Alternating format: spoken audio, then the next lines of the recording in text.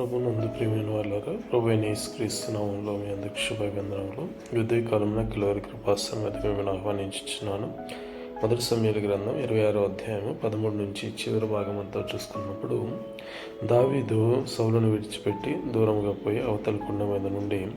అబ్నేరు అని పిలిచి, నీవు వినవా, నీ వంటి వాడు జనులలో ఎవడో రాజునకు రక్షణ కవచం ఉండవలసిన నీవు అతను రక్షించకపోతేవి, ఆయన ఈట ఎక్కడ ఉన్నది, నీళ్ళబుడ్డ ఎక్కడ ఉన్నది అని అడిగినప్పుడు, రాజును కలతపరిచే నీవు ఎవరివి అని అడిగినప్పుడు సౌలు ఆ స్వరమును విని గుర్తించి, దావీదా నాయన నీవే కదా అని అడిగినప్పుడు, అవును ప్రభువా నేనే అని చెప్పి, ఎవరిని తరుముచున్నావు, కౌజు పెట్టని తరిమినట్టు మిల్లనిని నీవు తరుముచున్నావు కదా, నీవు